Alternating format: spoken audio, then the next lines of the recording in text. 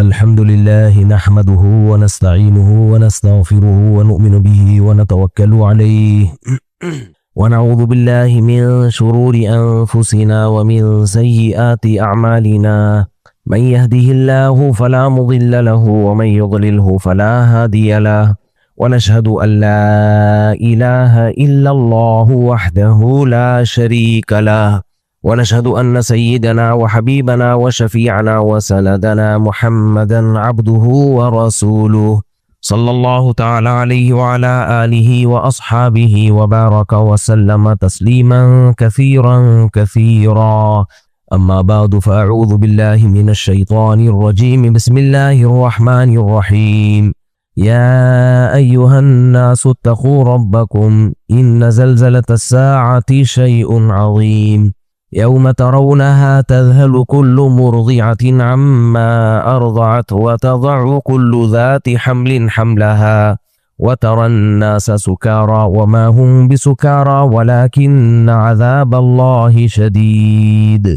कुरान मजीद की आयत तिलावत की है। अल्लाह ताला से दुआ है अल्लाह ताला सही तरह से बात कहने की, सुनने की, समझने की और फिर हम सबको अल्लाह ताला अमल की तौफीक अता फरमाए। पिछले जुम्मे भी मैंने कुरान मजीद की इसी से मिलती जुलती आयत पढ़ी थी। ऐ लोगो अल्लाह से डरो, वल तंज़ुर नफ्सुम मा क़द्दमत लिग़द। हर शख्स को चाहिए कि वो ये देखे कि वो कल के लिए क्या कर रहा है। आपने देखा होगा पहले बैंकों के बाहर एक इश्तिहार लिखा होता था, रुपया बचाइए कल काम आएगा। आज बचाओगे तो कल काम आएगा। तो बैंकों का मकसद ये होता है कि आप वो रुपया हमें दे दें, आपके कल काम आ जाएगा, हमारे अभी काम आ जाएगा। समझ रहे हैं? रुपया बचाइए कल काम आएगा। तो बचाइए का मकसद ये नहीं होता कि लॉकर में रख दें आप गोल्ड खरीद के। बचाइए का मकसद होता है कि आप अभी हमें दे दें ताकि हमारे अभी काम आ जाए और आपके कल काम आए, जिस कल का कुछ पता नहीं है कि काम आएगा कि भी नहीं आएगा आपके। जवान आदमी रुपये का ज्यादा अच्छा इस्तेमाल कर सकता है या बूढ़ा कर सकता है? बताओ, बोलते क्यों नहीं? जवान आदमी। दुनिया की नज़र में जब ये कहा जाता है कि पैसा बचाओ कल काम आएगा तो उसका मकसद कुछ और होता है। जब अल्लाह कहता है बचाओ कल काम आएगा तो अल्लाह का मतलब कुछ और होता है। बैंक वाले जब कहते हैं कि रुपया बचाओ कल काम आएगा, हकीकत ये होती है कि जब आप रुपया बचाते हो बैंक में रखते हो तो वो आपके कल काम नहीं आता। दो वजह से, एक तो इसलिए शरई वजह से कि आप सूदी बैंक में जब पैसा रखोगे तो कल काम थोड़ी आएगा, वो तो सांप बन के डसेगा आपको। दूसरी वजह यह है कि बैंक जो सूद देते हैं आपको वो इतना थोड़ा होता है कि पैसा डी वैल्यू ज्यादा हो रहा है, पैसे की वैल्यू ज्यादा तेजी से गिर रही है। हर चीज की कीमत ज्यादा स्पीड से ऊपर जा रही होती है। आप सूदी बैंक या इस्लामिक बैंक में भी जो प्रॉफिट है, अगरचे वो प्रॉफिट हलाल है मगर वो प्रॉफिट का रेशो इतना थोड़ा है कि बेवकूफ़ी ज़रूर है बैंक में पैसा रखना, चाहे इस्लामिक बैंक हो चाहे सूदी बैंक हो। लोग दो चीज़ों को खल्तमल कर देते हैं। अभी एक क्लिप हमारी नज़र से गुजरा जिसमें एक साहब कह रहे हैं कि जो इस्लामिक बैंक हैं, क्या दुनिया में सिर्फ एक मुफ्ती तकी उस्मानी ही रह गए हैं जिनके फतवे को फॉलो किया जाए, दूसरे उलमा नहीं है? तो जवाब देने वाला कह रहे हैं हाँ ये तो ऐसे ही इन्होंने बना दिया, सूद को हलाल कर दिया वगैरह वगैरह। एक तो मसला हमारे साथ ये है कि हर आदमी हर एक की फील्ड में घुसा हुआ है, ये बड़ी प्रॉब्लम है। अकेले मुफ्ती तकी उस्मानी साहब नहीं है जिन्होंने इस्लामिक बैंक को हलाल करार दिया है, बहुत सारे उलमा हैं। इस्लाम में अकेले किसी शख्स का राय का वैसे भी एतबार नहीं होता। ये तो जो आजकल के नए नए स्कॉलर और प्रोफेसर आ रहे हैं ना, इनकी इंडिविजुअल राय होती है, कोई पैनल नहीं बैठता, कोई गौर व फिक्र नहीं होता है, हर शख्स अपनी आज़ाद राय दे रहा होता है। उलमा में ऐसे नहीं होता, खूब समझ लो। अगर उलमाए किराम किसी बात पर कोई फतवा देते हैं तो उनकी अकेली राय नहीं होती, उस पर गौर व खौज होता है, मजालिस बैठती हैं। जैसे जो डॉक्टर स्टैंडर्ड के डॉक्टर होते हैं, पढ़े लिखे होते हैं, वो कभी भी मेडिकल साइंस में अपनी इनफिरादी कोई राय पेश नहीं करते। कभी ऐसा नहीं सुना होगा कि डॉक्टर ने कही मेरी जाती राय है। ना ना ना भाई, आप अकेले क्या, पूरी एक तहकीक होती है, रिसर्च होती है, उसके बाद राय होती है। लेकिन जो 2 नंबर डॉक्टर या 2 नंबर हकीम होते हैं, आपने देख रहा होगा, वो फेंक रहे होते हैं मेरी राय है मेरी राय है। भाई तेरी कहाँ से हो गई? तू क्या अकेला दुनिया में डॉक्टर बनाए? अपनी राय को दूसरे डॉक्टरों पे पेश कर, हो सकता है वो भी तुम्हारी राय के मुवाफिक हो जाए, हो सकता है वो खिलाफ हो जाए। तो ये बात खूब अच्छी तरह समझ लें, जो सही उलमा होते हैं उनकी इंडिविजुअल राय नहीं होती इस्लाम में, क्योंकि इस्लाम अभी थोड़ी आया है, 1400 साल से चलता आ रहा है। तो ये कैसे हो गया कि अकेले तुम्हारी राय है, बाकी सब क्या कर रहे थे? तो इंडिविजुअल राय प्रोफेसर गामदी साहब की हो सकती है कि मेरी जाती राय, और भी लोगों की हो सकती है जो नए नए स्कॉलर मार्केट में आ रहे हैं। उलमा की कभी भी इनफिरादी राय नहीं होती, खूब समझ लो। मुझे भी कुछ लोग कहते हैं मुफ्ती साहब की ये फतवे में ये वाला फतवा उनकी जाती राय है। ना भाई, मेरी जाती राय नहीं है, मैं कोई नया दीन थोड़ी लेकर आ रहा हूं। अब 20 उलमा से उसकी तस्दीक करा लो, वो हमारे उस फतवे को ठीक करार देंगे। तो खूब समझ लें, इस्लाम में किसी की कोई जाती राय बोलो नहीं होती कि ये आज इस पर कुरान नाजिल हुआ है, ये अलग से कुछ एक्सप्लेन करेगा। तो तफर्रुदात होते हैं उलमा के, वो बहुत बड़े बड़े मुहक्किक होते हैं, लेकिन उनका तफर्रुद भी देखने में तफर्रुद लग रहा होता है, हकीकत में वो तफर्रुद नहीं होता। उससे पहले कुछ लोग उस पे राय कायम कर चुके होते हैं, और दलाइल की दुनिया में उस तफर्रुद को गलत करार दिया जाता है। तो क्या मैं ये रहा था कि इस्लामिक बैंकिंग की बात आ गई तो मुफ्ती तकी उस्मानी साहब की जी ये जाती राय है, कोई जाती राय नहीं है। इस पे बहुत सारे उलमा हैं जिनके पैनल बैठे हैं, उसके बाद गौर खौस के साथ एक राय कायम की है। लेकिन हाँ, जो लोग इश्काल करते हैं इस्लामिक बैंकिंग पर कि ये मुफ्तियों ने इसको हलाल कर दिया, मैं बार बार एक बात कहता हूँ, हमारे यहाँ मनफी जहनीत बहुत है, मनफी जहनीत बहुत ज्यादा है। जब मैंने इस्लामिक बैंक के जायज होने का फतवा दिया बहुत तहकीक के बाद, तो लोग मुझे कहते थे कि ये लोग बैंकों से पैसा ले रहे हैं, पैसा। मुफ्ती लोग बैंकों से क्या खाते हैं? पैसा, तभी जायज कर रहे हैं। हालांकि जब मैंने जायज होने का फतवा दिया था, इस्लामिक बैंकों ने मेरा अकाउंट तक नहीं खोला था, और इल्जाम क्या लग रहा था? बैंकों से क्या ले रहे हैं? पैसा। हमारे फतवों की बेस पे लोग बैंकों में अकाउंट खोल रहे थे, इस्लामिक बैंकों में, और बैंक मेरा अकाउंट नहीं खोल के दे रहा था, फिर भी हम उसको जायज करार दे रहे थे। क्यों? लेकिन भाई अगर मेरा अकाउंट नहीं खोल रहा तो मैं दुश्मनी में उसको हराम कैसे कह दूं? क्या ख्याल है भाई? एक आदमी दूध में मिलावट किए बगैर दूध बेच रहा है, मगर उसको मुझसे दुश्मनी है, मुझे नहीं बेचता, तो मैं कहूं कि इसका दूध का कारोबार ही हराम है, तो ये ज्यादती होगी कि नहीं होगी? आप लोग चुप बैठे हुए हैं, थोड़ा सा बोल लें प्लीज, काइंडली। ज्यादती होगी ना यार, तुम अपनी दुश्मनी, वो ठीक है, आप ये बोलो कि बैंक नालायक है, मुफ्ती तारिक मसूद का अकाउंट नहीं खोल रहे, ये बोलो आप, ये थोड़ी होगा कि ये नाजायज हो जाएगा। तो इसलिए इस्लामिक बैंक को हमने उस वक्त तहकीक के बाद जायज करार दिया जबकि बैंक हमारा अकाउंट खोल ही नहीं रहा था। ये बिल्कुल ऐसा ही है जैसे दरबारी सरकारी लोग हमें कहते हैं ना, सरकार से पैसे लेते हैं। सरकार से ना सिर्फ ये कि हमें पैसे नहीं मिल रहे, उल्टा नुकसानात हो रहे हैं सरकार से हमें, फिर भी सरकार का कोई सही काम होगा उसको सही कह देते हैं, गलत काम को गलत कह देते हैं। तो हर एक में ये ज़र्फ नहीं होता, तो उनको समझ में नहीं आता कि ऐसा कैसे हो सकता है। तो अब ये एक सवाल पैदा होता है, इस्लामिक बैंक मेरा अकाउंट क्यों नहीं खोल रहे थे? सवाल पैदा होता है कि नहीं होता? तो वो इसलिए नहीं खोल रहे थे कि वो दौर था जब बड़ी लड़ाइयां चल रही थी तालिबान की, टीटीपी की, जो पाकिस्तानी तालिबान की सवात में बड़ी लड़ाइयां चल रही थी ना, आर्मी के साथ फड्डे हुए थे। मेरा हुलिया ये है, मैं इस हुलिये में जाता था बैंक में, तो वो मुझे समझते थे कि ये भी कोई दहशतगर्द तंजीम से इसका ताल्लुक है, डरते थे। मैं कहता था भाई मैं सीधा सीधा यहीं का रहने वाला आदमी हूँ, पगड़ी टोपी नहीं भाई, आपका हुलिया गेटअप खतरनाक। अब ये तो नहीं हो सकता कि मैं पैंट शर्ट पहन के चला जाऊं उनके पास, तो इस खौफ से खोलते ही नहीं थे अकाउंट, ये मसला था। तो खैर, लेकिन इतनी बात जरूर है कि चाहे इस्लामिक बैंक हो चाहे सूदी बैंक हो, पैसा बचाने के लिए बैंकों में पैसा रखना हमाकत की आला मिसाल। पैसा बचाने के लिए बैंकों में रखना, एक तो होता है हिफाजत के लिए बैंक में रखना कि उसमें ट्रांजैक्शन आसान होती है, कहीं पैसे भेजना रिसीव करना, उसके लिए अकाउंट खुलवाना आजकल मजबूरी है। तनख्वाहें भी जो आती हैं आजकल बैंकों में ही आती हैं, रिलायबल जितने भी इदारे हैं उनमें टैक्स कटता है, उसके लिए अकाउंट खोलना ठीक है। लेकिन अगर मेरे भाई इस नीयत से अकाउंट खोलते हो या उसमें पैसा छोड़ते हो कि सेविंग अकाउंट है, कल पैसा इसमें बढ़ जाएगा, तो अभी से आपको हमाकत का अवार्ड मेरी तरफ से गिफ्ट। समझ रहे हो? क्योंकि प्रॉफिट का जो मार्जिन है वो इतना थोड़ा होता है सूदी बैंकों में और इस्लामी बैंकों में, दोनों में। अच्छा, हो सकता है कोई बैंक के कोई मैनेजर साहब मेरा ये बयान सुन के गुस्सा कर रहे हो, मैं उनसे कहूंगा आपने भी सेविंग अकाउंट में अपने पैसे नहीं रखवाए होंगे बचाने के लिए, महफूज करने के लिए तो रखवाए होंगे, पैसा बचाने के लिए बिजनेस के पॉइंट ऑफ व्यू से आप भी नहीं रखोगे। इसलिए आपको पता है कि मुफ्ती साहब सही कह रहे हैं बिल्कुल। समझ रहे हो कि नहीं समझ रहे? प्रॉफिट इतना थोड़ा मिलता है, ऐसा तरसा तरसा के उसमें भी टैक्स कटता है, फिर वो प्रॉफिट आएगा आप एकदम थोड़े से खुश के थोड़ा सा तो कुछ खिचड़ी इन्होंने खिलाई, उसमें से जो टैक्स कटेगा वो खिचड़ी में से भी जो बोटियां थी, जो पुलाव में से जो बोटियां थी वो भी खा गए।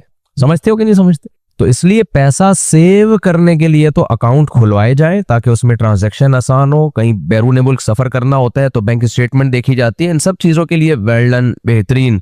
पैसा कमाने के लिए अगर आपने सेविंग अकाउंट खोला है, चाहे इस्लामी हो चाहे सूदी हो, तो अगर आपके कोई रिश्ता आए ना, कोई लड़की आपके दामाद आए रिश्ता लेने के लिए, बनने वाला दामाद, तो उससे पूछ लिया करें कि तुमने बैंक में पैसे क्यों रखवाए। अगर वो जवाब में कहते हैं इसलिए रखवाए तो मैं पैसा कमाऊंगा, तो रिश्ते का इनकार कर दिया करें। ये बेवकूफ आदमी आपके बच्ची के मुस्तकबिल को भी तबाह करेगा। इतने बेवकूफ वाले काम कर रहा है, इसका मतलब ये बंदा ठीक नहीं है। बस सोचने के लिए खोपड़ी बोलो नहीं है। बचाए कैसे जाएं पैसे? फिर मेरा ये टॉपिक नहीं है, लेकिन बीच में आ गया तो मैं बता रहा हूँ, किसी भी तरीके से बचा लो भाई। गोल्ड खरीद लो, कुछ नहीं, सरिया लेके डाल दो। वो सरिया भी काफी महंगा हो जाएगा 1 साल में, समझ रहे हो? ये सरिया नहीं होता, ये लेके कहीं डाल दो। आपको जगह नहीं है, लोहा खरीद लो यार, घर में एक कमरे में लोहा खरीद के डाल दो, अगले साल वो भी ज्यादा प्रॉफिट दे जाएगा। भूसी टुकड़े खरीद लो यार, 1 साल के बाद वो भी प्रॉफिट दे के जाएंगे। नहीं आई समझ में? भूसी टुकड़े खरीद लो। ये तजर्बे हो चुके हैं, तजर्बे जिन लोगों ने किए हैं ना, वो रोए हैं बेचारे। 5-5 साल के लिए बैंक में पैसा बाउंड कर दिया, 5 साल के बाद डबल हो जाएंगे, जब मिले तो वो ऐसा रोए। तो चाहे इस्लामिक बैंक हो चाहे सूदी बैंक हो, मकसद इनका पैसा कमाना है, कमा के आपको देना नहीं है। ये ध्यान में रखो। लोग इस्लामिक बैंक पे इतराज करते हैं, ये तो पैसा कमा रहे हैं, ये तो ये कर रहे हैं, ये तो हराम है। मैंने कहा भाई पैसा कमाना कहां से हराम हो गया अगर जायज तरीके से है। इस्लामिक बैंक 6 बुनियादी उकूद पे मामला करता है, तो वो बुनियादी उकूद प्रैक्टिकली उसमें हो रहे होते हैं, लेकिन वो सदका खैरात का इदारा नहीं है, वो नोट छापने का इदारा है। जैसे जो मल्टीनेशनल कंपनियां आपको जो चीजें बेचती हैं, खुराक वराक बेचती हैं, हम बताते हैं मल्टीनेशनल कंपनियों में अगर कोई कंपनी पैकिंग की चीजें बेच रही है, खाने पीने की पैकिंग की चीजें, दूध पैकिंग का और जितनी चीजें पैकिंग की, तो पैकिंग की चीजें सारी दुनिया के डॉक्टर मना कर रहे हैं मत खाओ। कह रहे हैं कि नहीं कह रहे? इसमें केमिकल डाले जाते हैं प्रिजर्व करने के लिए, इसको सेव करने के लिए। वो केमिकल हमारी बॉडी को नुकसान देते हैं। क्या ख्याल है? सब कह रहे हैं कि नहीं कह रहे? पैकिंग का दूध मत पियो। आप कहो ये मुफ्ती साहब क्या बातें लेके बैठ गए। भाई ये मैं शरीयत ही को एक्सप्लेन कर रहा हूं अपनी मिसालों के जरिए। लेकिन क्या इसकी वजह से उन कंपनियों के कारोबार को कोई हराम कहता है? बोलो नहीं, कोई भी हराम नहीं कहता। पैकिंग का दूध बेचना जायज, पैकिंग की क्रीम बेचना। एक मलाई वो होती है जो हम सुबह सुबह दूध से निकाल के खाते हैं, कभी चोरी भी करते हैं, घर से चोरी हो रही है, कभी बता के भी ले लेते हैं मलाई। ये एक मलाई है। एक मलाई है डब्बा पैक आ रही है। सेहत के लिए कौन सी अच्छी है, डब्बा पैक या चोरी वाली? जो मैं चोरी करता हूँ वो वाली ज्यादा अच्छी है। ये जो डब्बा पैक मलाई है, इसको तो पता नहीं मलाई है भी कि नहीं है, क्या क्या निकाला जा रहा है। होगी कोई अच्छी चीज ही होगी, लेकिन मैंने बड़े बड़े डॉक्टरों से सुना है जो सही रिसर्च करके उन्होंने कहा है पैकिंग की तमाम चीजें पहली फुर्सत में छोड़ देनी, दूध खुला इस्तेमाल करो। इसके खिलाफ, इस दूध के खिलाफ इतना प्रोपेगेंडा कंपनियों ने किया है। जरासीम वाला दूध है, बैक्टीरिया होते हैं, डब्बे का दूध पियो। डब्बे के दूध को बैक्टीरिया लिफ्ट कराने के लिए तैयार नहीं है। अब जरासीम भी वहीं आते हैं जहां उन्हें कुछ नजर आता है। इस डब्बे को, दूध को खोल के रख दो, खराब ही नहीं होता। तभी मैं लोगों से कहता हूं जिस दूध को जरासीम बैक्टीरिया लिफ्ट नहीं करा रहा, उस दूध को आप डबल कीमत में खरीद के पी रहे हो। नहीं आ रही समझ में? ओ भाई बैक्टीरिया भी जहां प्रोटीन होगा सही नेचुरल फॉर्म में, वहां बैक्टीरिया क्यों नहीं आएगा? बल्कि आप तजर्बा करो अपने घर में, दूध की खुले दूध हो ना, उसमें पैकिंग का दूध डाल दो, केमिकल नहीं डालो जो केमिकल पैकिंग के दूध में है, बल्कि दूध डाल दो, तो भी आपका ये दूध खराब नहीं होगा। तो दूध जो खराब नहीं हो रहा ये केमिकल है एक, जिसकी वजह से दूध में वो केमिकल मिलाया जाता है, जिसकी वजह से दूध खराब नहीं होता। पी लो आप, मैं मना नहीं कर रहा, हराम नहीं करार दे रहा, लेकिन भाई जब तक खुला दूध मिल रहा है उसमें गवाला क्या मिला देगा? पानी मिला देगा ना ज्यादा से ज्यादा। तो क्या हो गया, पानी मिला दिया, शुक्र करो पानी मिल गया तुम्हें। इस बहाने जायज नहीं है पानी मिलाना, उसमें एक मिसाल दे रहा हूं, इसलिए ऑर्गेनिक चीजों पे रहो। मेरा टॉपिक नहीं है, थोड़ा सा खिसक रहा हूं मैं टॉपिक से। पहले जमाने में 99 साल लोग जिंदा रहा करते थे, 100 साल, 110 साल के बुजुर्ग तो हमारे महल्ले के नमाजी थे। वो भी इंतकाल बीमारी से नहीं हुआ, गिर के कूले की हड्डी टूटी उससे इंतकाल हुआ है, वरना उनका प्रोग्राम दुनिया से जाने का बोलो नहीं था। क्या वो डब्बे की चीजें इस्तेमाल करके 110 साल तक पहुंचे हैं? यही जरासीम वाला खुला दूध पिया उन्होंने। कंपनियों के अपने फायदे होते हैं, जो उन्होंने एक हाइप क्रिएट की होती है। कभी कॉफी के फजाइल, कभी चाय के फजाइल, एक जमाने में सिगरेट के फजाइल चला करते थे। पुराने अखबार उठा के देखो, थ्रॉट इन्फेक्शन सिगरेट खत्म करती है, पता नहीं क्या क्या। वो तो डॉक्टरों को अकल आई, उन्होंने मुहिम चलाया, क्या लगा दिया लोगों को किस चीज पे।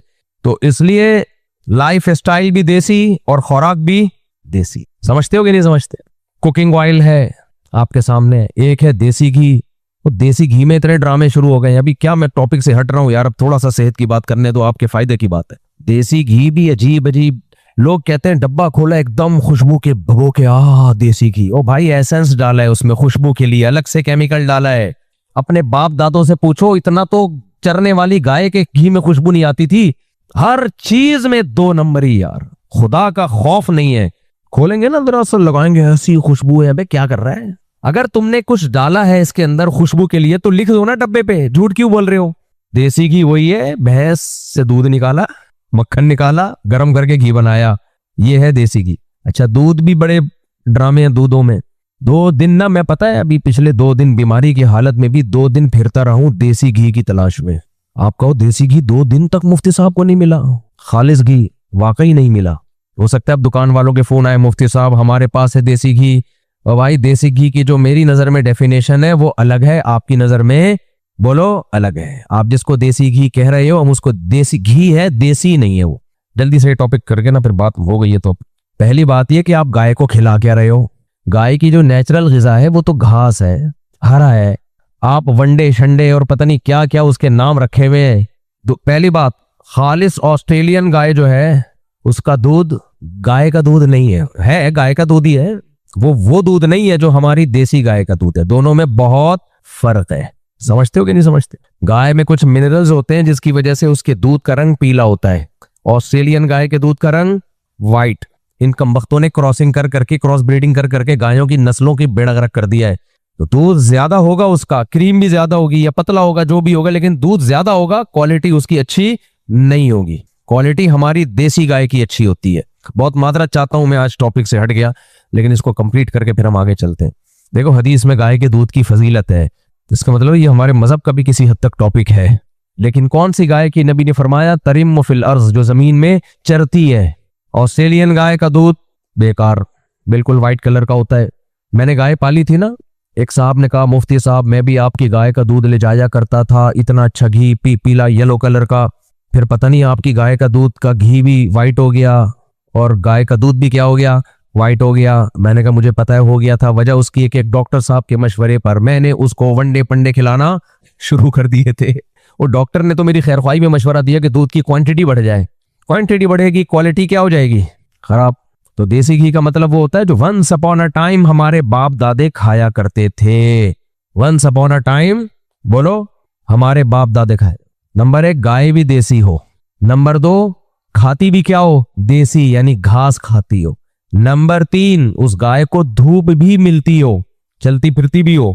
इन तमाम शर्तों के बाद जाके जब दूध निकलेगा और फिर उस दूध से घी निकलेगा, इज कॉल्ड देसी घी। समझते हो कि नहीं समझते। उसमें कोई खुशबू के लिए एसेंस ना डाला हो। खैर हम कहाँ निकल लिए, लेकिन ये वाला घी बहुत कम मार्केट में मिल रहा है। हो सकता है किसी के पास हो, मैं किसी का इनकार नहीं करता, लेकिन घी के नाम पे मंजन बहुत ज्यादा बिक रहा है डब्बों में। क्या ख्याल है, बिक रहा है कि नहीं बिक रहा। और कंपनियां जो दूध बेच रही हैं इस पर तो हम ईमान लेकर आए हैं कि ये दूध है। बाकी उस दूध का जो बेड़ा गर्क किया जाता है, गाय से निकलने के बाद उसको पकाया जाता है, इतनी हीट पे उसको गर्म किया जाता है, फिर उसमें कुछ केमिकल मिलाए जाते हैं, जो बेड़ा गर्क होना था वो। हाँ इसमें यह है कि कुछ कंपनियां अच्छी हैं, उनका दूध कम नुकसानदेह है, कुछ का ज्यादा नुकसानदेह। एक नुकसान तो डॉक्टरों से हमने सुना है, आप कह सकते हैं उसका भी आपका टॉपिक नहीं है, लेकिन डॉक्टरों का तो है ना। डॉक्टरों से हमने सुना है कि कैंसर में इन डब्बे और पैकिंग की चीजों का बहुत बड़ा दखल है। जो कैंसर फैल रहा है ना, जो पैकिंग की चीजें हम खा रहे हैं ना, इसमें बहुत बड़ा दखल है। मेरे भाई गोश्त भी अच्छा पैकिंग का नहीं है, गोश्त भी वो अच्छा है, जाओ ज़बा करो और खा जाओ। जानवर काटो अपने मुबारक हाथों से, या कसाई कोई ऐसी जगह है हमने देखा है रोजाना जानवर आता है कटता है और कसाई शाम तक सारा गोश्त बेच के फारिग हो जाता है। अच्छा उसमें भी एक ड्रामा है, बाज दफा कसाई वो गाय लेकर आ रहा है जो सारा दिन कचरा खाती है। नबी सल्लल्लाहु अलैहि वसल्लम ने उस जानवर का गोश्त खाने से मना किया जो गंद बला खाता हो। अब मैं आपको वहमी नहीं बना रहा, आप चुपके से कसाई से गोश्त खरीद के लाके खा लिया करें, हलाल हराम का मसला नहीं है। लेकिन जब मेरे सामने ये कहा करो ना कि ये खालिस गोश्त है, तो फिर बहुत सोच समझ के कहा करो। आप जिसको खालिस समझ रहे होते हो वो हमारे मैयार पे खालिस बोलो नहीं होता। कचरा चुनने वाली जो जानवर, कचरा खाने वाले जो जानवर होते हैं ना, आपने देखा होगा कचरा खा रहे हैं, थैलियां भी खा रहे हैं, गंद भी खा रहे हैं, सड़े हुए फल भी खा रहे हैं। इन जानवरों के गोश्त में इसके असरात आते हैं। जानवर वही अच्छा है, गाय की खुराक घास फूस है भाई, उसको घास खाने दो खुदा के बंदो, या फलों के छिलके खिला दो उसको। इतनी क्या क्या खिलाया जा रहा है। ऐसे ऐसे जानवर कुर्बानी के लिए तैयार होते हैं कि आप अपने बारीक से लड़के को डाल दो वहां, बोला यार इसको ये तैयार कर दे तू। बाज लड़के कराची के इतने बारीक दुबले पतले, मेरा भांजा है ना बहुत बारीक सा, मैं एक फार्म हाउस गया, वो बैल तैयार हो रहे हैं कुर्बानी के लिए, मोटे, उनको बैलों को देसी घी आलू ठोसा जा रहा है, उनके ठोसा जा रहा है। वो नहीं खा रहा, कह रहे नहीं खा, तेरा बाप भी खाएगा, क्योंकि उसने बेचना है उसको मोटा करके। बताओ उसका गोश्त किसी काम का रहेगा? है किसी काम का गोश्त नहीं है। खड़े खड़े खिलाया जाओ, खिलाया जाओ, खिलाया जाओ। तो मैं अपने भांजे को ले गया, मैंने कहा यार इसको भी पाल दे यार, तू कितने पैसे लेगा? 1 साल के लिए तुम्हारे हवाले कर रहा हूं, पैसा बता खाली तू। इसको ऐसा बना दे। बन जाते हैं, बंदे भी बन जाते हैं, वो बना देगा यही चीजें खिला खिला के, ठोस ठोस के गोल, लेकिन न चलने के काबिल, बोलो दिमाग बिल्कुल गबी। तो वो जानवर होता है जो चले फिरे चरे, वो इतनी जल्दी बड़ा नहीं होता। खैर, तो मैं इसलिए ये कह रहा था कि इस जमाने में अगर कोई शख्स कह रहा है ना हम खालिस माल बेचते हैं, तो आप उसको बोला करो कि झूठ बोलने पर मैं आपको सैल्यूट करता हूं, बहुत खुशी हुई आपने झूठ बोला।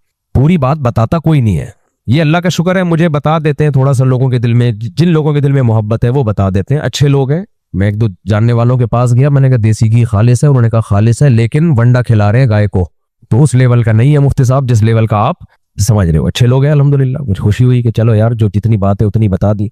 तो खैर, देसी घी खाया करो, खुदा की कसम बहुत खानदानी चीज है, बहुत खानदानी चीज है। तो बच्चों को खिलाया करो, ऐसे टमाटर हो जाएंगे लाल टमाटर। खैर, तो मैं जो असल बात कर रहा था वो ये कर रहा था कि कंपनियां पैकिंग की चीजें बेच रही हैं, डॉक्टर कह रहे हैं इसमें सेहत को नुकसान है, लेकिन कोई मुफ्ती इन चीजों को हराम कह सकता है? बोलो, हराम कोई नहीं कहेगा भाई। कंपनी बता रही है कि ये हमने इसमें डाला है, अब तुम खुद तहकीक कर लो, फायदेमंद है नुकसानदेह, हमने थोड़ी जिम्मेदारी ली है। तभी आज तक कोई मुफ्ती इसको हराम नहीं कहता।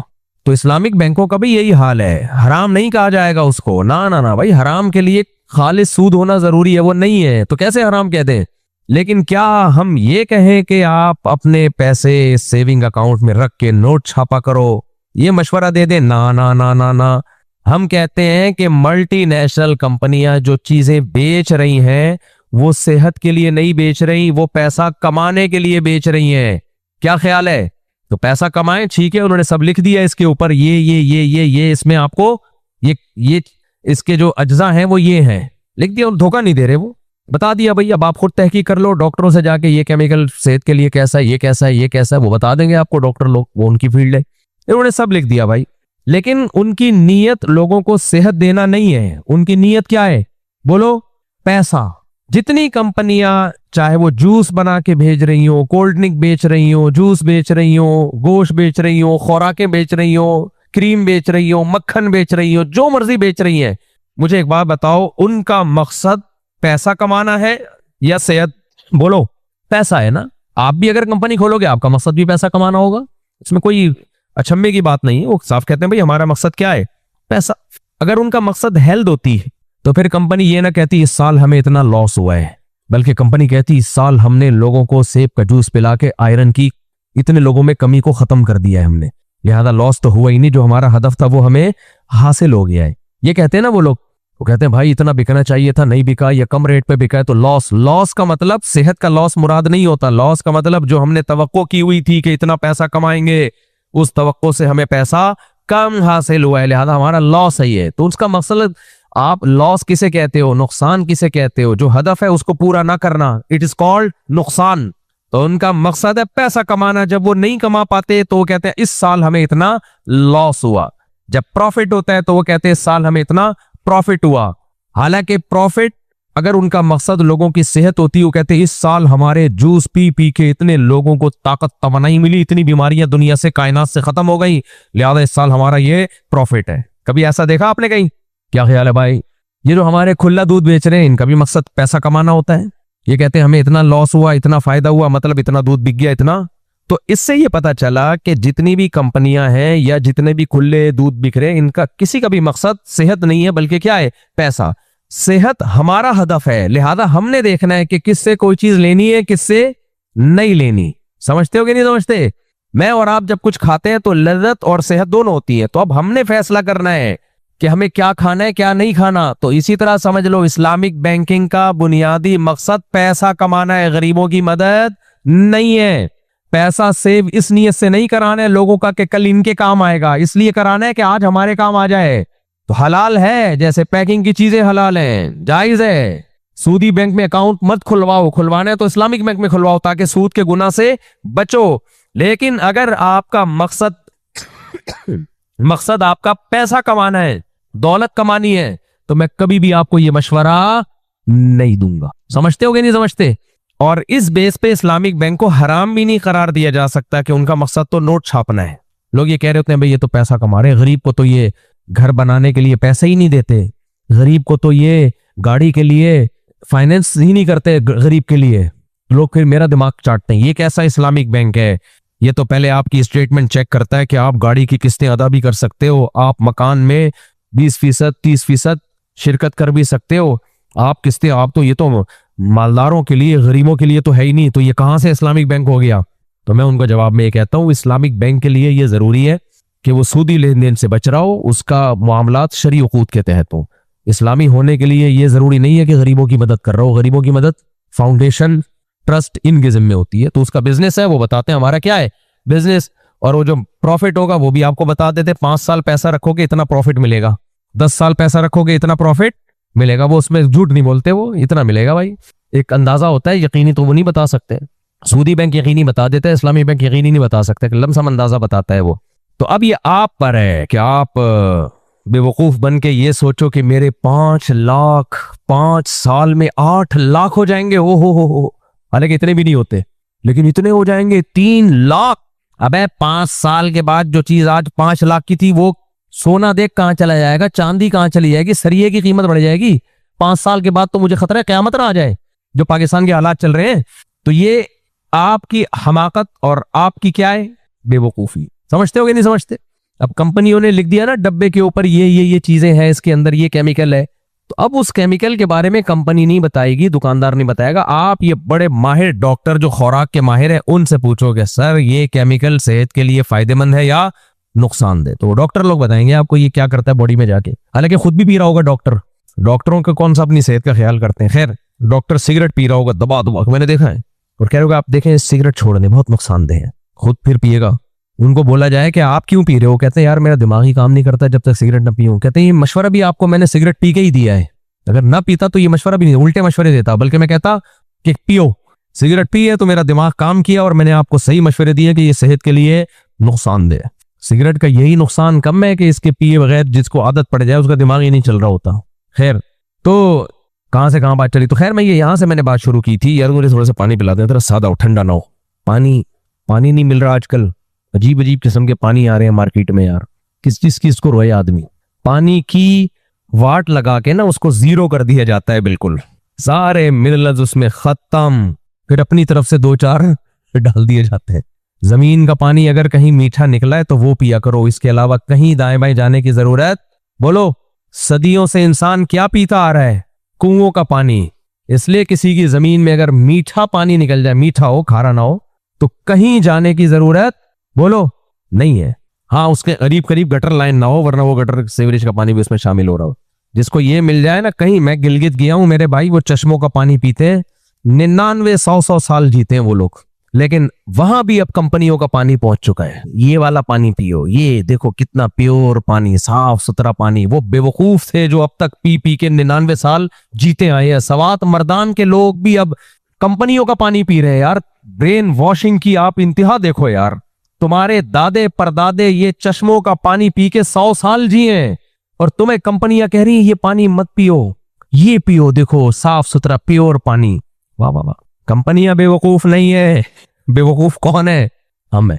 अलबत्ता ये जरूर है कराची में जो लाइन का पानी आ रहा है उससे बेहतर बहरहाल ये कंपनियों के पानी ही है।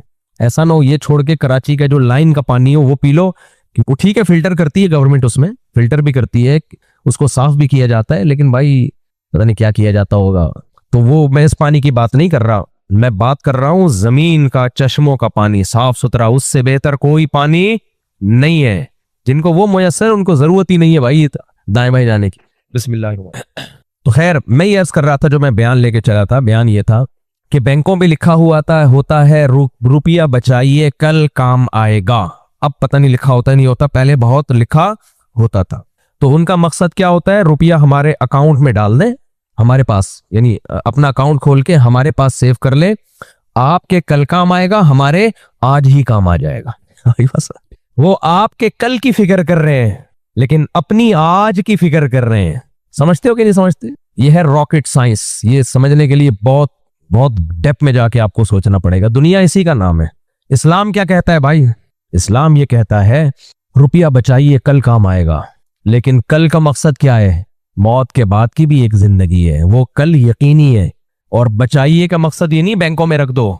बचाइए का मकसद क्या है? सदका और खैरात करो, अपनी कब्र के लिए भी पैसा बचाओ। सारा दुनिया में खा के खत्म ना कर दो, सारा दुनिया में खा के खत्म ना कर दो। नबी सल्लल्लाहु अलैहि वसल्लम के घर में एक हदिया आया, कुछ खाने पीने की चीज थी। आप सल्लल्लाहु अलैहि वसल्लम भूख की हालत में घर तशरीफ लाए। सईदा आयशा से पूछा कुछ खाने को है? सईदा आयशा ने फरमाया हस्बे आदत, हस्बे मामूल, नहीं। समझ रहे हो? कुछ खाने को है? फरमाया नहीं। फिर फरमाया कि हाँ कहीं से कुछ हदिया आए थे। नहीं, हमारे घर में तो कुछ भी नहीं है, अलबत्ता कहीं से कुछ खाने की चीज हदिया आई थी, वो मैंने सदका कर दी।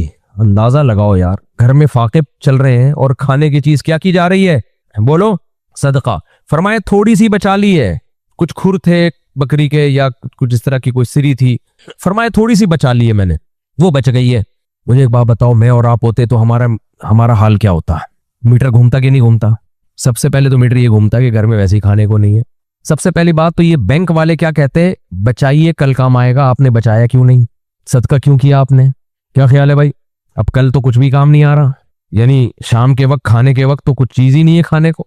दूसरी हमें बड़ा इश्काल ये होता कि एक तो घर में वैसे ही फाके चल रहे हैं, ऊपर से कुछ आया तो उसमें से भी आधा सदका, थोड़ा सा बचा लिया। तो मेरे और आपके क्या जज्बात होते हैं? आदमी को टाइम पे घर में खाना न मिले, मीटर कैसा घूमता है कि नहीं घूमता? खवातीन को अक्सर शिकायत होती है हमारे मियाँ बड़े बदअखलाक हैं। देखो मैं भी किसी का मियाँ हूं, जब टाइम पे खाना ना मिले और भूख लग रही हो ना तो खोपड़ी बोलो सब मुसलमानों की घूमती है। ये कॉमन मसला है। ये क्या है? जब भूख लग रही हो और आपने घर में खाने का बता, मेरे साथ तो मसला ही मुझे पहले बताना पड़ता है कि किस घर में खाना है, क्योंकि घर वालों को पता नहीं होता किधर जाएगा, ये किधर को टन मारेगा। तो मैंने बता भी दिया हो कि घर में खाना बना लो, मैं आऊं, भूख लग रही हो और खाना ना मिले तो बहरहाल हम तो बदअखलाक लोग हैं भाई। खोपड़ी घूमती है कि नहीं घूमती? गुस्सा आता है कि नहीं आता? क्योंकि भूख लग रही है। और फिर गुस्सा इसलिए भी आ जाता है आदमी को कि उसकी वजह से आगे का सारा शेड्यूल आउट हो जाता है।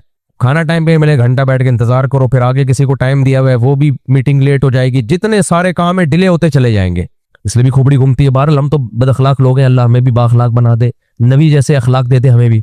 लेकिन सैयदुल अंबिया सल्लल्लाहु अलैहि वसल्लम के अखलाक देखो भाई, भूख की हालत में। और नबी की भूख की हालत वो नहीं थी जो मेरी और आपकी भूख की हालत है। हमारी भूख होती है सुबह 2 पराठे खाए हुए हैं, दोपहर लंच का टाइम है, भूख भी कंफर्म नहीं है कि है कि महसूस सी हो रही है कि शायद भूख लग रही हो, उस पे हमें गुस्सा आ जाता है।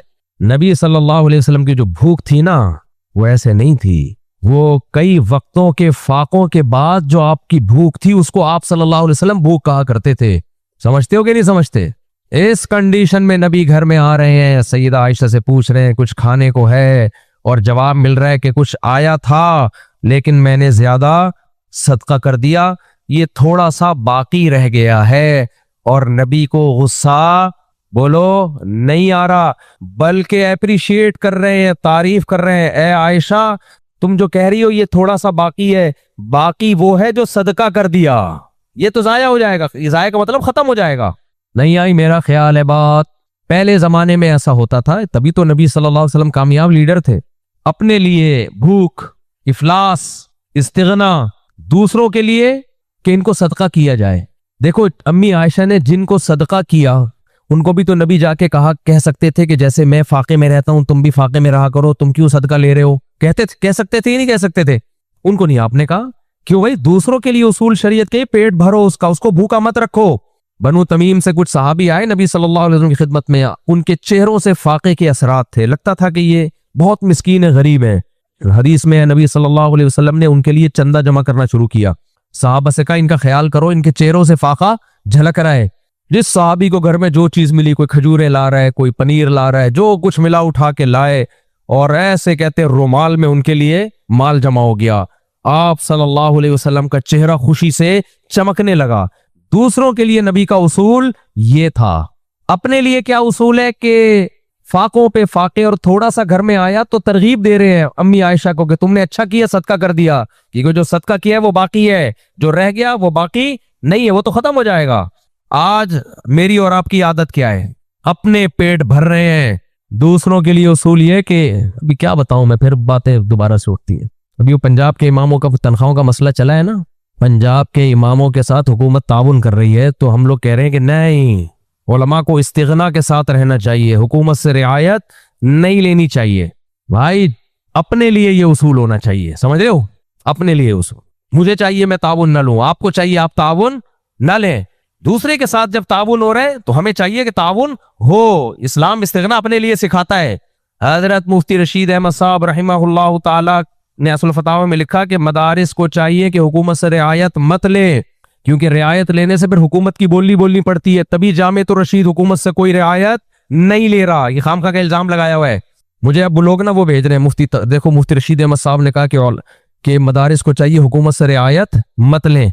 मैंने कहा मुफ्ती रशीद अहमद साहब ने मदारिस के बारे में ये बात कही है, मसाजिद के इमामों के बारे में ये बात नहीं की। अगर उनको पता चलता था किसी मस्जिद के इमाम को कहीं से रियायत मिल रही है तो वो इस्तिगना, अपने लिए उनके उसूल कुछ और थे, दूसरों के लिए उसूल कुछ और थे। दूसरों के लिए तो वो कहते थे कि भाई, मैं एक मिसाल देता हूं, उनकी राय ये थी कि मदरसे के असातिज़ा की तनख्वाहें ज्यादा होनी चाहिए। खुद कभी तनख्वाह नहीं ली, जो ली वो भी सदका कर दी, मदरसों को वापस कर दी।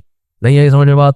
हमारे शेख हजरत मुफ्ती रशीद अहमद साहब दारुल उलूम कोरंगी कराची में जितने साल पढ़ाया, बकदरे जरूरत थोड़ी सी तनख्वाह ली भी तो वो भी सारी वापस कर दी।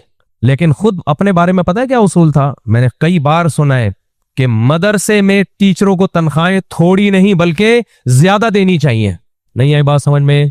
अब ये कितनी बुरी बात होती, मैं किसी मदरसे का मोहतमिम हूं, सारी मुराआत मैं ले रहा हूं, जब टीचर आते हैं तनख्वाह मांगने में कहता हूं तनख्वाह थोड़ी होनी चाहिए, क्योंकि उलमा का गरीब रहना ज्यादा अच्छा है, दुनिया की मोहब्बत पैदा होगी, सही है ना, इससे सादा जिंदगी खत्म हो जाएगी। तो वो कहेगा ना खुद तो माशाअल्लाह भाई जनाब, सादा सादगी कहीं दूर दूर से भी नजर नहीं आ रही, तो गलत हो जाएगा। लीडर को चाहिए खुद दे कुर्बानी, और मातहतों के लिए कुर्बानी वाला नहीं, मातहतों को कुर्बानी का बकरा ना बनाए।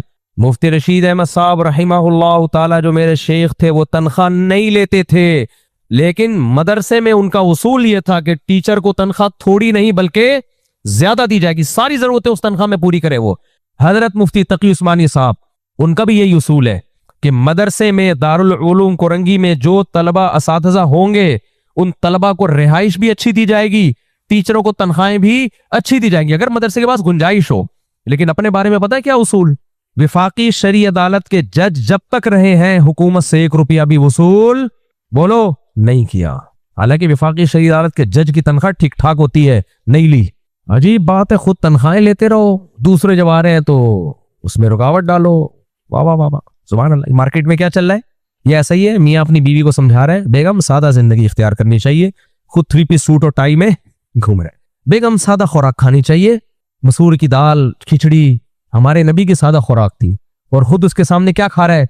निहारी। तो बेगम मान लेगी? नहीं आई ना समझ में? बेगम कहेगी भाई ये क्या बात है। खैर, तो देखो नबी सल्लल्लाहु अलैहि वसल्लम ने क्या फरमाया कि ए आयशा, जो तुमने सदका कर दिया वो है बाकी, और जो नहीं किया वो बाकी नहीं है, खत्म हो जाएगा। तो इस्लाम का जो कॉन्सेप्ट है ना कि पैसा बचाइए कल काम आएगा, वो कॉन्सेप्ट समझ में आया कि सदका करो ये बचाना है, बैंकों में रखना बचाना नहीं है। रखो जरूर अगर जरूरत है तो, जरूरत की वजह से रखना एक अलग बात है, लेकिन ये मत समझो ये हम बचा रहे हैं, ना ना ना ना, ये बच नहीं रहा, बच वो रहा है जो खर्च हो रहा है। और सुनो, नबी सल्लल्लाहु अलैहि वसल्लम ने इरशाद फरमाया, मेरे भाई हम तो पैगंबर से पूछेंगे ना, हम तो मुसलमान है कि सही क्या गलत क्या, हम बैंकों से थोड़ी पूछेंगे, कंपनियों से थोड़ी पूछेंगे। नबी सल्लल्लाहु अलैहि वसल्लम ने फरमाया, यकूलुल अब्दु माली माली, इंसान कहता है मेरा माल मेरा माल। काश ये हदीस हमारी दिमागों में उतर जाए। आज दुनिया की मोहब्बत ने इंसान की खोपड़ी खराब कर दी है। लोग जो टेंशन और डिप्रेशन में है ना, ये इसका ये जो साइकेट्रिस्ट और साइकोलॉजिस्ट है ना, इनके पास इलाज नहीं है इसका, समझते हो? क्योंकि खुद इनके अपने दिल में दुनिया की मोहब्बत होती है, तुम्हारा इलाज कहां से करेंगे ये? देखो, एक डिप्रेशन और एक टेंशन होती है, दिमाग के कुछ केमिकल आगे पीछे हो जाते हैं, उसका इलाज तो दवाओं में है, उसका इलाज किस में है? मेडिसिन में। तभी मैं लोगों से कहता हूँ कोई बच्चे में कोई ऊट पटांग कोई हो रहा है तो डॉक्टर को फौरन दिखाओ। जिन चुड़ैल भूत के चक्कर में इसका बेड़ा गर्क मत करो। बहुत से ऐसे केस आए हैं, कुछ थोड़ा सा आड़ा तिरछा हुआ ऊट पटांग हरकतें कर रहा है, डॉक्टर के पास ले गए, उसने 1-1.5 हफ्ता की दवा खिलाई, फिटफाट होके बंदा ठीक हो गया। अगर वो मेडिसिन ना देते, लंबा चलता, और फिर आमिलों की चांदनी होती है, इससे रूहानी आमिलों की चांदनी हो जाती है, वो खुश हो जाते हैं। मैंने कहा ना था जिन आया हुआ इसके ऊपर, मैंने कहा नहीं था चुड़ैल आई हुई है, फिर वो तावीज गंडे फलीते पलीते एक अजाब में डाल देते हैं जिंदगी भर के लिए। तो दिमागी मसाइल जो होते हैं ना इंसान के साथ, उनकी कितनी किस्में हैं? 2। एक तो ये होता है दिमाग में डॉक्टर कहते हैं कुछ केमिकल होते हैं, वो हो जाते हैं। मौरूसी भी होते हैं, इनहेरिटेड, यानी बाप दादा से चले आ रहे होते हैं। अब्बा के साथ मसला था, वही मसला किस में ट्रांसफर हो गया? बोलो, बच्चे में, फिर वही बच्चों के बच्चे में। तो उसका इलाज तो डॉक्टर के पास है। वो मादी मसला है, वो रूहानी मसला नहीं है। इसकी मिसाल ऐसे है, कोई कितना नेक हो ना, उसके दिल में दुनिया की मोहब्बत है, बिल्कुल फिटफाट, कहीं दिमागी चोट लगी और दिमाग की तार हिल गई तो वो भी बेचारा पागल होगा कि नहीं होगा? तो उसका ताल्लुक कोई ये नहीं है कि अल्लाह का अजाब आया इसके ऊपर। वो तो भाई दिमाग पे चोट, तो टांग पे चोट लगेगी, टांग टूटने का खतरा है, नाक पे चोट लगेगी, नाक फूटने का खतरा है, दिमाग पे चोट लगेगी, दिमाग खराब होने का खतरा है। तो ऐसे ही दिमाग में कुछ केमिकल आगे पीछे हो जाते हैं, उसका डॉक्टर इलाज करते हैं, फिटफाट हो गया बंदा घूमना फिरना शुरू कर देता है। गांव देहातों में लोग डॉक्टरों के पास जाते नहीं है, जिंदगियां बर्बाद कर देते हैं। मसला चल रहा है बेटी के साथ, बेटे के साथ, तो भाई तुम किसी साइकियाट्रिस्ट को दिखा दो, वो मेडिसिन दे के फिटफाट कर दे। हमारे जानने वालों में एक बंदा थोड़ा सा खिसक गया, उसके दिल में खौफ बैठ गया कि मौत का खौफ, हर वक्त डर रहा है मुर्दों को देख के। अच्छा बड़ा लड़का फिटफाट, डॉक्टर को दिखाया, उसने 8-10 दिन मेडिसिन दी है, फिटफाट हो गया। तो वो केमिकल क्या हो गए? बुढ़ापे में भी हो जाता है बाज दफा। हमारे एक जानने वाले, उनके वालिद साहब बूढ़े, हर वो गुस्से में और वो टेंशन में। मैं गया उनके पास, हाथ ही नहीं मिला रहे मुझसे। मैंने कहा अल्लाह खैर करे, क्या हो गया भाई?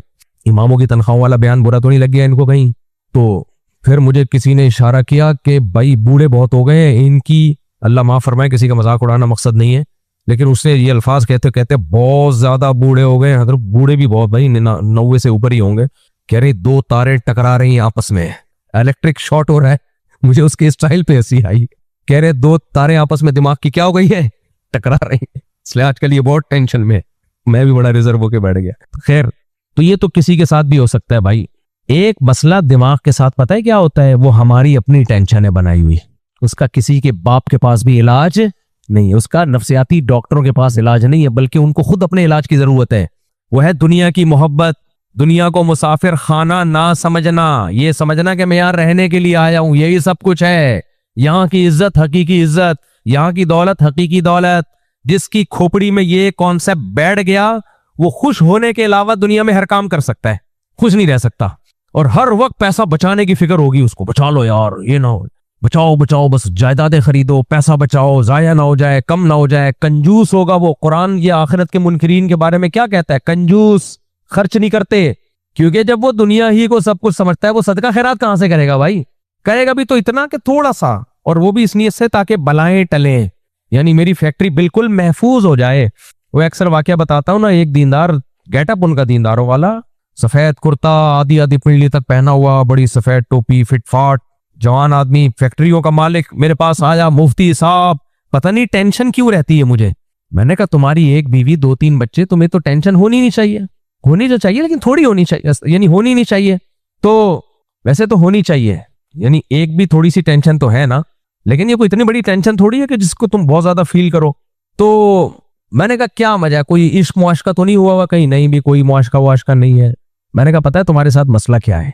तुमने जो फैक्ट्री बनाई हुई है ना, वो फैक्ट्री देखने में तुम्हारी बॉडी से बाहर है। तुम्हारी बॉडी अलग है, फैक्ट्री बाहर, दिल अलग है, फैक्ट्री अलग। हकीकत में वो तुम्हारी दिल के अंदर घुसी हुई है। इतना पैसा है तुम्हें, लेकिन तुम्हें खौफ अंदर अंदर से खा रहा है, ये कारोबार जाया ना हो जाए, लॉस ना हो जाए, फैक्ट्री को आग ना लग जाए, मजदूर हड़ताल ना कर ले, जो मैं प्रोडक्ट मार्केट में बना बना के बेच रहा हूं उसकी वैल्यू गिर ना जाए, ये ना हो जाए, वो ना हो जाए, ऐसा ना हो जाए, वैसा ना हो जाए। तो मैंने कहा मेरे भाई, दुनिया को मुसाफिर खाना समझोगे तो जिंदगी सुकून में आएगी, चाहे टमाटर बेचना शुरू कर दो। और अगर मुसाफिर खाना नहीं समझोगे, ऐसी 10 फैक्ट्रियां और भी आ गई ना, तो सुकून नहीं मिलेगा तुम्हें, ये जहन में रखना। फिर वो कहने लगे नहीं मुफ्ती साहब, आप खुद सोचो, अगर लॉस हो गया तो मेरा क्या होगा? कालिया, अगर लॉस होगा तो मेरा क्या होगा? मैंने कुछ भी नहीं होगा। मैंने कहा फर्ज करो अल्लाह ना करे तुम्हारी फैक्ट्री में आग लग गई। कह रहे क्या बात है भाई, क्या बातें कर रहे हो, अल्लाह ना करे। मैंने कहा अल्लाह ना करे, मैं कब कह रहा हूं कि मैं आग लगा रहा हूं, जाके एक मिसाल दे रहा हूं। फर्ज करो तुम्हारी फैक्ट्री में आग लगे, तबाह हो गया, सारा कारोबार बर्बाद हो गया। यही होगा ना, यही खतरा है ना, ज्यादा से ज्यादा सब बर्बाद हो गया। कीमतें इतनी गिर गई, तुम्हारी प्रोडक्ट तुमने नाले में जाके फेंक दी, सब करोड़ों अरबों रुपए बर्बाद, फिर क्या होगा? अरे भाई क्या होगा, बीवी बच्चों को खिलाऊंगा कहां से? मैंने कहा नहीं खिलाओ। यार भाई मुफ्ती साहब कहना आसान है। मैंने कहा भाई साहब नहीं खिलाओगे, बोलोगे जो मैं खाऊंगा वही तुम खाओगे। मैंने कहा रोटी 2 टाइम का मैं इंतजाम करवा दूंगा फाउंडेशन के तहत, ठीक है? खैर उसमें फाउंडेशन नहीं, मजाक कर रहा हूँ, ऐसा ना हो कि आप लोग आ जाए हमारे लिए इंतजाम करवा दो।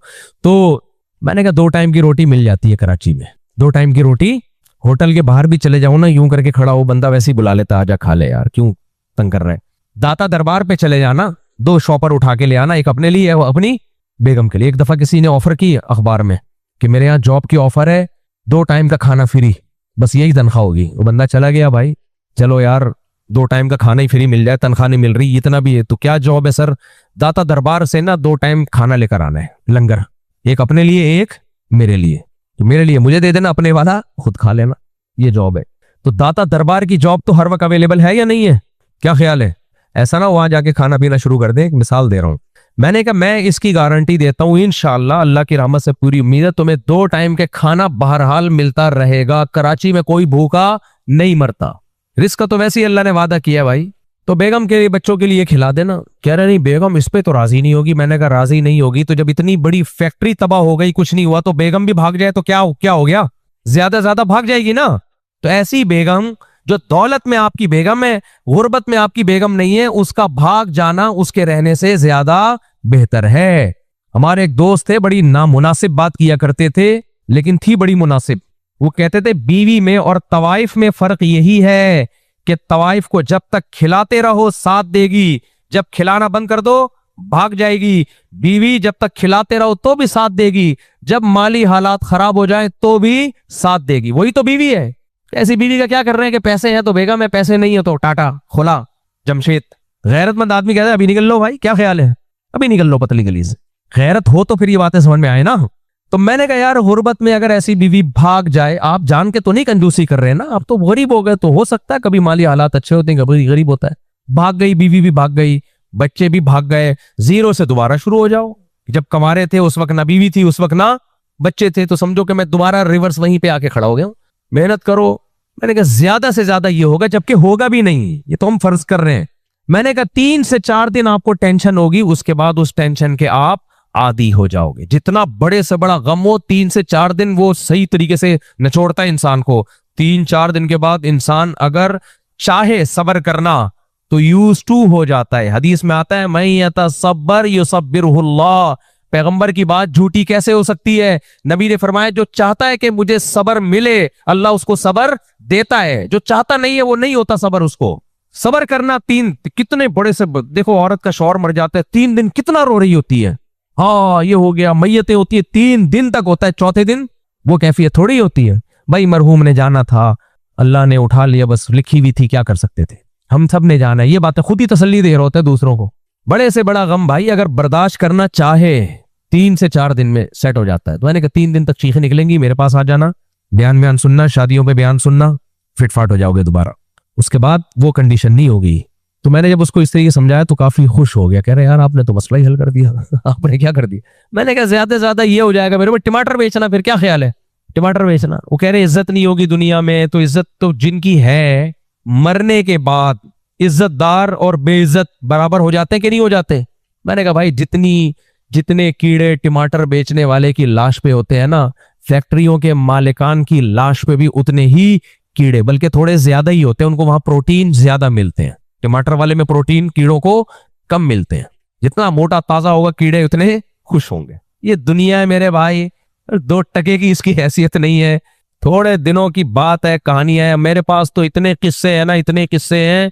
मैं अक्सर एक बयान में मिसाल देता हूं। कराची में एक बहुत बड़े बिल्डर थे, बिल्डिंगें बनाने वाले, अरबपति आदमी होगा वो।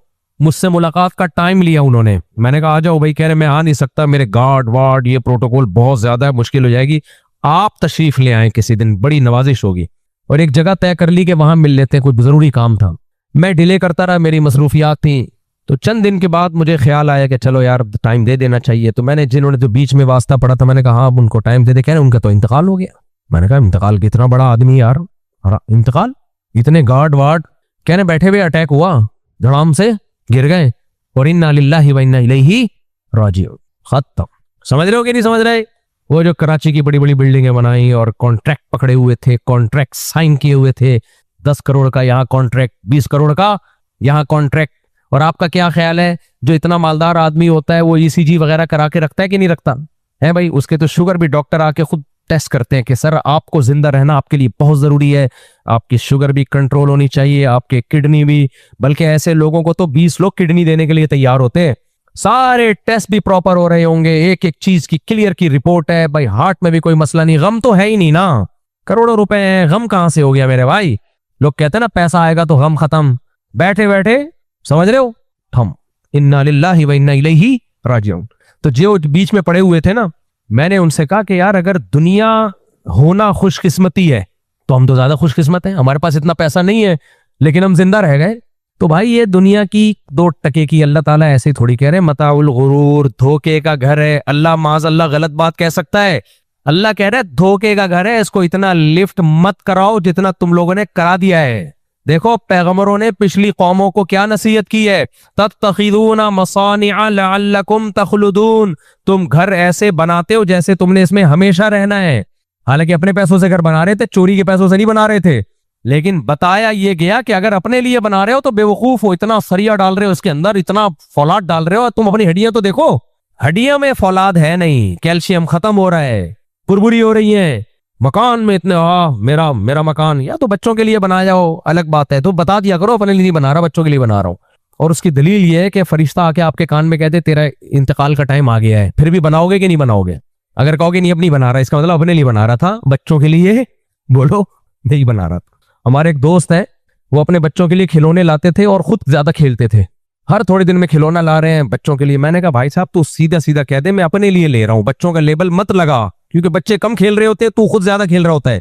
बाज लोगों को बड़े होके भी खिलौनों से खेलने का शौक होता है, लेकिन जब उनके बच्चे खरीदते हुए उनको शर्म आती है तो बच्चे हो जाते हैं, तो वो बच्चों का लेबल लगा के अपने लिए खिलौने खरीद रहे होते हैं। तो बाज दफा इंसान अपनी औलाद के लिए घर बनाता है, ठीक है भाई बनाओ, अच्छी बात है अगर अल्लाह ने पैसा दिया है, लेकिन उसकी दलील क्या, अपने लिए बना रहे हो या अपनी 50 साल के हो गए ना तो फिर अपने लिए घर मत बनाओ। मेरी राय तो यही है। अब रह क्या गया, हाथी निकल गया दुम रह गई भाई, हाथी निकल गया दुम रह गई। 50 साल गुजार दिए, अब रह क्या गया? 70 के हो जाओगे ज्यादा ज्यादा, 20 साल ठक ठक ठक करके गुजरते हैं। और ये भी जब 70 तक गुजार लो, जो डब्बे के दूध तुम पी रहे हो उसमें 70 का चांस नहीं है, उसमें तो 50 भी निकाल लिया, बड़ी बात है। जो चीजें खाई जा रही है ना उसमें 50 एक मोजजा है, मोजजा। तो कोई हैसियत नहीं है भाई, 2 टके की हैसियत नहीं है। नबी सल्लल्लाहु अलैहि वसल्लम से ज्यादा किसका जरूरी था जिंदा रहना? 63 साल में अल्लाह ने अपने हबीब को उठा लिया। तो अब ये गरीबी है, 40 के बाद गरीबी शुरू। जो जिंदगी लेकर आए थे ना 40 साल तक हो गई, अब सब गरीबियां चल रही हैं। 50 तक निकाल गया, समझो एक गरीबी जावेद निहारी ने इसको दे दी है। आप जावेद निहारी जाओ ना, एक प्लेट मिलती है, उसके बाद एक गरीबी आपको मिल जाए तो चलो थैंक यू, अच्छा वो आपने गरीबी प्लेट दे दी। 50 के बाद अगर 10 साल और जी लिया, इसका मतलब दूसरी गरीबी भी होटल वाला दूसरी देते हुए थोड़ा सा मुंह बनाता है, थोड़ा सा आंखें दिखाता है, क्या प्लेट इतनी नहीं है जितनी गरीबियां खा रहा है तू। 60 के बाद अगर तीसरी भी गरीबी दे दी ना उसने तो टॉर्चर करेगा पहले वो आपको। यार शर्म नहीं आती? 2 बंदे बैठ के खा रहे हो, तीसरी गरीबी मंगवा रहे हो, तो फरिश्ते भी कहते हैं 60 से 70 के दरमियान बस कर यार, बस कर भाई, आबादी बढ़ रही है, तू क्या क़यामत का ऐलान करके जाएगा? है भाई, क़यामत का ऐलान करवाने के लिए तुझे जिंदा रखा है। और 70 के बाद अगर कोई जी रहा है तो फिर मेरे भाई या तो आपके ताल्लुकात है होटल के मालिक से, चौथी गरीबी आपको दे रहा है, या आपने से उसने कोई वीडियो बनवानी है अपने होटल की प्रमोशन के लिए। पहले खिलाएगा खाना, फिर बोलेगा मुफ्ती साहब जरा कैमरे में बता दें कैसा था। मुफ्ती साहब ने यही बोलना है अच्छा था, मजबूरी है भाई। तो इसका मतलब आपके फरिश्तों से ताल्लुकात 70 के ऊपर भी अगर पाकिस्तान में आप हो, जापान में हो एक अलग बात है, पाकिस्तान में अगर 70 से ऊपर के हो तो आपके कोई फरिश्तों से, मौत के फरिश्ते से आपकी कोई अच्छी सलाम दुआ है, ताल्लुकात बहुत अच्छे। कब्र यकीन नहीं आता, कब्रिस्तान जाके देख लो, उम्रें लिखी हुई होती हैं लोगों की, उम्रें लिखी हुई होती हैं। कोई 100 कब्रों में कोई एक मिलेगा जो 70 क्रॉस कर गया हो। जैसे 100 आदमी हो ना होटल में जाएं तो 100 में कोई एक होगा जिसे चौथी दफा गरीबी मिले, वरना तीसरी पे आके बस होटल वाला कहता है निकल वरना चमाट मारूंगा मैं तुझे। तो मेरे भाई जिस जिंदगी का 2 टके का भरोसा नहीं है और कराची में तुम रहते हो, पता नहीं डाकू मार दे तुम्हें। कल मेरे पास 3 मेहमान आए, 2 या 3 मेहमान बैरून मुल्क से, और फिर वो कराची में होटल से होते हुए तीनों ने कहा कि खड्डों ने बेड़ा गर्क कर दिया मुफ्ती साहब, सड़कों के खड्डों ने में। तो कराची में तुम 50 साल निकाल लो। एक आए कल पंजाब से रिश्तेदार हमारे करीबी, उनको सांस ही नहीं आ रहा। मैंने कहा क्या हो गया भाई? कह रहे सांस नहीं आ रहा, कुछ डस्ट बहुत ज्यादा महसूस हो रही है, मुझे डस्ट बहुत ज्यादा महसूस हो रही है। मैंने कहा फिर हमारे लंग्स को, हमारे फेफड़ों को दाद देनी चाहिए। हम इस हवा में 4 शादियों की बात कर रहे हैं यार। पंजाब से आए थे ना, वो सांस ही नहीं आ रहा था उनको, खैर रिलैक्स हुए थोड़ी देर में, तो सांस आने बंद हो रहे हैं लो। तो इसमें तुम बातें कर रहे हो मेरा मकान, मेरी गाड़ी, मेरा बंगला। अबे कोई डाकू, अल्लाह ना करे, अल्लाह सबकी हिफाजत करे, यहाँ तो 50-50 रुपए पे डाकू बंदा मार देता है। 50-50 रुपए पे। हमारे एक दोस्त थे, वो बटवा दे रहे थे, पर्स दे रहे थे डाकू को, देते हुए जेब में अटक गया, डाकू ने उस पे गोली मार दी, उनको घुटने पे मारी, कई महीने तक वो हड्डी टूट गई, जाहिर है। हालांकि दे रहे हैं, सिर्फ अटका है। ये हालात है। फिर हम लोग कहते हैं सिंध हुकूमत को बुरा नहीं कहो भाई, हुकूमत बुरी नहीं है, डाकू बुरा है। वाह वाह वाह। मैंने बयान कर दिया 27वीं रात को, उस पर इतना मेरे खिलाफ वो हुकूमती सतह पे एक्शन लिया गया, ये वो बहुत सख्त मुझ पर दबाव आया था। हालांकि जिस रात मैंने ये ऐलान किया था ना मैं बद्दुआ करूंगा, उसी रात हमारे एक दोस्त को फिर गोली मार दी किसी ने, डाकुओं ने। तो मैं बद्दुआ छोड़कर उसकी अयादत के लिए गया हुआ था। सिंध हुकूमत बच गई 27वीं रात को, क्योंकि हमारा एक करीबी दोस्त का फोन आया, डाकुओं ने गोली मार दी है। मैं गया वो बेचारा हॉस्पिटल में, मेरी सारी रात जो 27वीं रात थी हॉस्पिटल में गुजरी। ये हो रहा है हमारे शहर कराची में, माशाल्लाह। तो भाई अब ये तो सियासी बात है, लोग कहते हैं अब सियासी बातें बिल्कुल ना किया करें, आप पे सियासत बातें बिल्कुल अच्छी नहीं लगती, शादियों की बातें किया करें, शादियों की बातें किया करें, ऐसे कमेंट्स आना शुरू हो गए। खैर, तो अल्लाह ताला से दुआ है भाई, अल्लाह ताला हमें, देखो रुपया बचाओ कल काम आएगा का मतलब क्या है इस्लाम में? सदका खैरात किया करो। बाकी इतना बचाना जायज है जो उलमा ने बयान किया है, हदीस से साबित है कि 1 साल तक आपकी कोई भी तनख्वाह, मैं बार बार बयान करता हूं कि 1 साल का स्टोर कर लो, कि आज अगर फैक्ट्री में आग लग गई, अल्लाह ना करे, या जॉबलेस हो गए, तो कम से कम 1 साल तक खिला पिला सको, उससे ज्यादा का मत सोचो। समझ रहे हो? ज्यादा की फिर कोई इंतहा नहीं है, फिर ये हवस है, फिर डिप्रेशन में जाओगे। अल्लाह ताला से दुआ है, अल्लाह ताला समझने की, अमल की तौफीक अता फरमाए। व मा अलैना इल्लल बलाग।